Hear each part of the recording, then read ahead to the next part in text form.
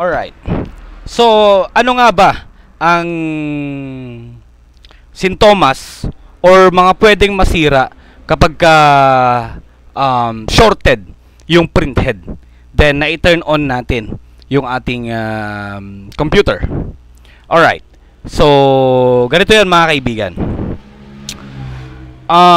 Kapag shorted yung printer, kapag tinurn on mo yan, automatically magre-red blink siya.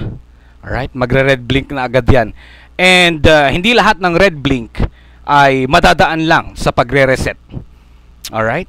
So, if you've done such thing, for example, nag-declogging ka, no? Nilabas mo yung printhead, binasa mo, or maski cleaning solution man yan, and then sinalpak mo without knowing na nabasa mo pala yung printhead, mga kaibigan. We have here a sample of a shorted printhead. Labas ko na yung ating tester. And yan. So basically yung ginagawa ko, mga kaibigan, every time na nagde-declogging tayo, kapag nagpa-pump out tayo dito, syempre nababasa yung ating printhead. Hindi natin maiwasan yan, pero just to make sure, nilalagyan ko ng cover dito kapag binababad natin sa cleaning solution or kapag nag-a-apply tayo ng cleaning solution. Alright. Pero there are some instances na hindi natin maiwasan na meron tayong masira. Okay? Kahit na gamay mo na itong ginagawa mo, kung for example nakuhanan mo ng pagmamadali, meron talagang problema. So ito ay sample ng shorted printhead. So ang history niya, nabasa pala yung flex cable, parang nalagyan ng ink nung tinanggal tong printhead. Then sinalpak, tinurn on, bigla na lang siyang nag-red blink. Red blink na. Trinay nating i-reset pero wala pa rin. So nilabas natin yung printhead and upon checking, shorted siya. So meron tayong tester dito. I-set nyo to ng continuity volts. Yan. Alright. So ang iti-check natin is yung second and third pin. So may mga pins dito. Yan. So dapat ang merong value dito is yung second and third pin lang. Kapag may value yung ibang mga pins, matik shorted yan. And pag tinurn on natin to, mag-red blink yung printer, idadamay na niya rin ang logic board. Ano ang masisira sa logic board? Walang iba kundi yung kanyang fuse sa taas ng dalawang transistors na to. Yung fuse. Meron dito F1 chip, mga kaibigan. Mamaya makikita natin yan. And kung paano siya i-repair. So kapag shorted yung printhead, then i-turn on yung printer, damay-damay yan. Masisira yung logic board. Although hindi naman yung logic board totally ang masisira. Repairable naman yan. Pero yung printhead ang hindi na natin maisasalba. So yung red probe natin sa pinakadulong pin dito. Yan. And i-check natin sa first pin. Kung may value yan, shorted agad yung printhead.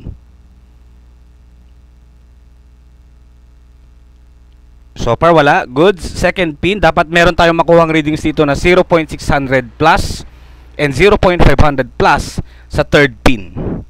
So check natin. Second pin. You know. So lumampas na siya. 1 point something. Shorted. Third pin. Lumampas na rin siya. Or okay lang yan. Then tignan natin yung fourth pin. May value. Fifth. May value. Sixth. The rest. May value. Shorted. Itong printhead na to. No goods to. Pag sinalpak nyo sa isang computer, ay sa isang printer, tinurn on, magpo-proceed na naman tayo sa logic board. Madadamay at madadamay din tong logic board. Ngayon, ang matatamaan sa logic board is automatically yung kanyang fuse or yung kanyang F1 chip. Pasensya na, tinanggal ko na yung fuse dito. Kaya nga, kapag nagde-declogging tayo, lagi kong chine-check kung shorted ba yung printhead or whatsoever. And of course, make sure ko na hindi na siya basa, hindi na siya walang nakapasok na kahit konting patak lang ng tubig or any ink, no? So pinapatuyuan talaga natin siya, mga kaibigan. Ang ginagawa ko pang strategy, Sinasalpakan ko siya ng mga flex cable na extra natin dito sa shop para makita kung nababasa ba yung pin. Kasi kapag hinugot natin yung flex cable at may basa sa pin, ibig sabihin napasok siya ng tubig or air liquid. So, pag shorted to, sinalpak sa printer, tinurn on, red blink, then automatically tatamaan niya rin tong logic board, which is ito, yon. So, merong chip dito kung sakali mga kaibigan. Wait lang, pakita ko sa inyo. Tinanggal ko na yung chip mga kaibigan para mag-proceed na tayo sa kung paano siya i-repair. So after all, tatanggalin din naman talaga natin yung chip. May nakalagay dyan na chip, it's either HB or pwede rin namang KB, pwede rin namang K. Basta nasa F1, taas ng dalawang transistors na to. Ito yon. Okay. Ito yon, yung F1 chip. So meron nakalagay na chip dito mga kaibigan. So maliit lang talaga siya. Ngayon, ang gagawin lang natin, pwede lang natin siyang pagdugtungin. Okay? Kasi kahit pang soldahan lang natin, pagdugtungin lang natin yung dalawang lagayan ng pin. Ng tawag dito, ng chip. Alright? Yung F1 chip. Okay?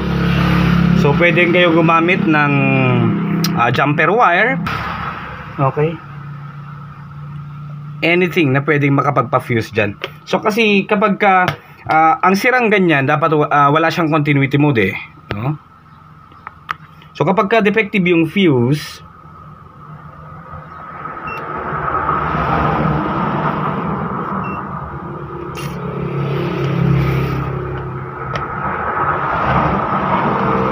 kapag meron siyang value, no?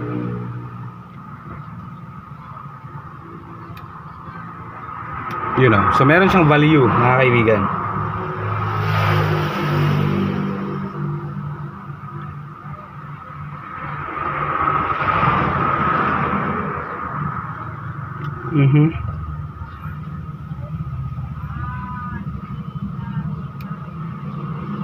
Yan. Shorted yan. Busted. So dapat may continuity mode siya. Tutunog lang dapat to kung okay siya. Pero wala siyang continuity mode, busted. So ang gagawin natin, lalagyan lang natin dito. Susoldahan lang natin, pagdudugtungin na lang natin siya. Yan. Alright. Para maging fusible siya. So ito nang gamit natin, pwede rin namang jumper wire.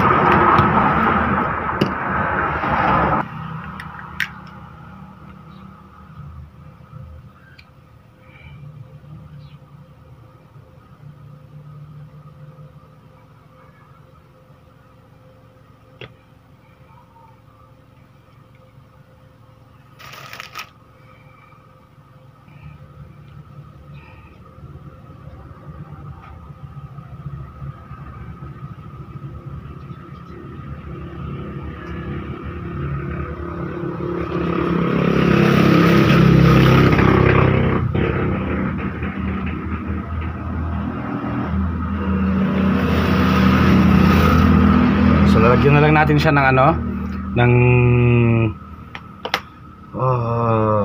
solder paste para lumabas yung bukol niya. Gets nyo ba yun?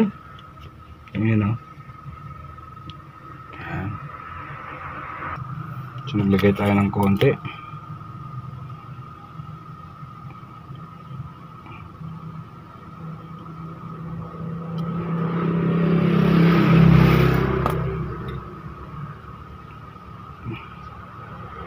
Pero i-combine lang natin siya.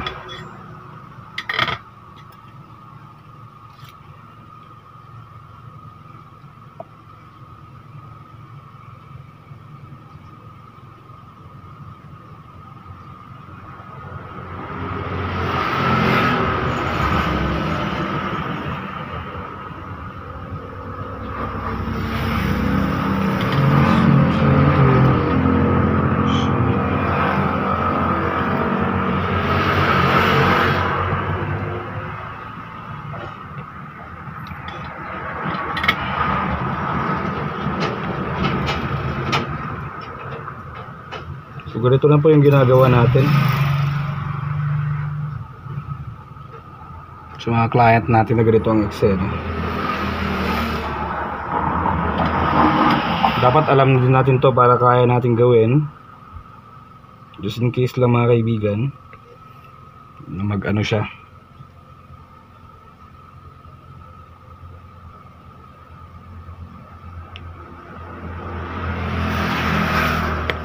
Just to make it fusible.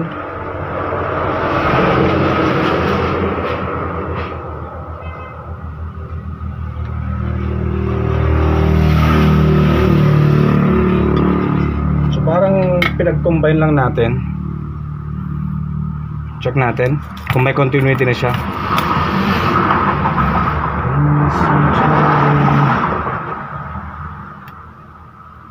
Yon.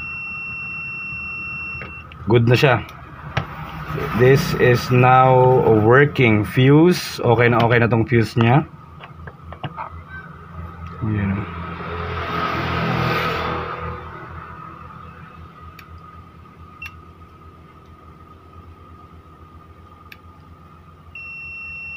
Good.